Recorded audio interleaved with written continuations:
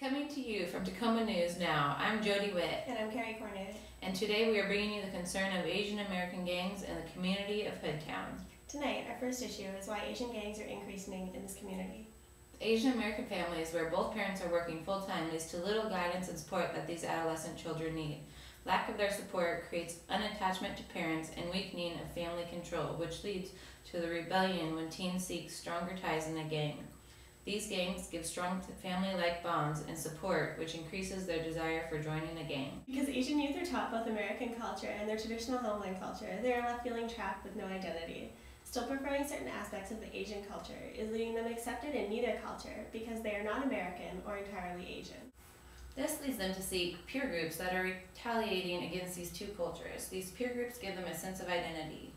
Many Asian Americans are discriminated against because of their stereotype, which leads them to be picked on and bullied. Asian youth being victimized by other ethnic groups seek gangs because they are the only way of revenge.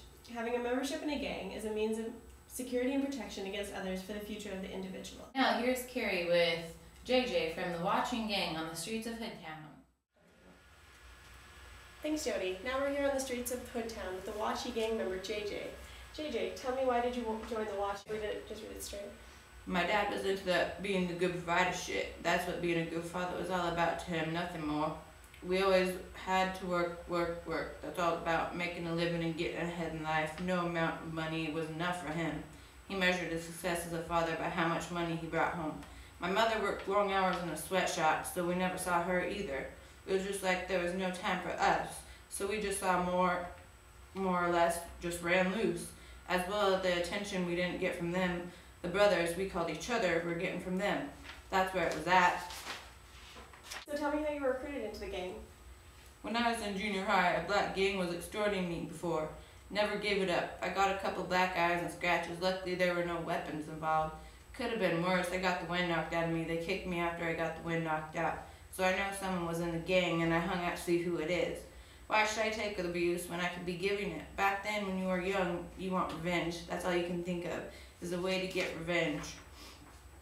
Get back to them. They go to jail, you can't prove that they did it. After some cops let them go, then they see you, they're going to jump you again. That's when you really, what can you really do about it? Nothing, unless you join a gang for protection. Then that's basically it. Alright, thank you. So tell me how you were recruited, JJ. Actually, the way I was recruited was I hung around in Hoodtown. I was in Hoodtown a lot. I hung around with my friends who hung out in Hoodtown.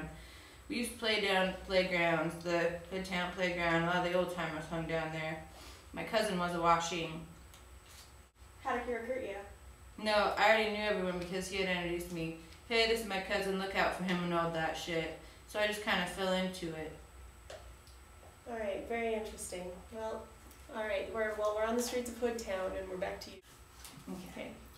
Thank you for that interview, JJ. Now we can focus on Jody and her interview with KC in the day in the life of a gangster. Describe the activities of a usual day, like yourself, what time you wake up. Mine began around 6:30 or 7 because I take people who are going to work. They want to stop off and get their morning fix to get on their way to work. Okay. You take care of the morning crowd? Right. That involves getting my morning beer. I drink down the beer, which calms my stomach, you know. I fix, and then I got out, and then I hit mission between 16th and actually only maybe 18th. For the 2 times, I can make like $800. You know what I mean? Selling quarters at $30, 4 to 5. I think depending on how square they are, or if they have regular, you know how to trim that. Then, after I go on, I take me a nap. I get up about 10. The other thing that comes on, and I rest for a couple of hours. Then what I do is I take a shower and I get dressed. Change clothes so that the knock don't start to recognize me, because I'm wearing the same thing constantly. I will come out, maybe work an hour or 2 in the afternoon. It is a group of us though. We work the afternoon and drink a bunch of beer. Just kind of get buzzing. Then you kill time until the evening crowd. What is good about the homeboys, man, is that one will go out and spend $25 on food, bring a bunch of tacos and burritos back, and say it's time to eat. Then you gotta keep as much powder as you do. Make sure that you put some nutrient in that body. And after that, after lunchtime, some of us kick back and smoke a little herb, and drink some more beer, and kind of let the newer people get out there. Catch the stray people here and there. This is starting to be getting about 4 o'clock. Then we bring the young boys back from the inside. The girls give them a break. Feel them, and then those guys can go attract the evening crowd. Because the evening after work, everyone gets off to work, and they want to boom, do it again. Take care of that business, you know. Now this is getting to be about 6 or 6:30. Throughout this is continuously thing where you drink it. You know, you always have your cerveza man. And okay, it's about 6:30 and it slows down a little bit. There's a bit of a freak action going on constantly. We would get either change the clothes because we know that at 3:30 or 4 the police change shifts too. So we change clothes. We shift people around a little bit so that they can. No one here is getting identified, so to speak, right there. Well, thanks, Casey. Now we're back to the newsroom to wrap up this conclusion on the Asian American gangsters in Hoodtown.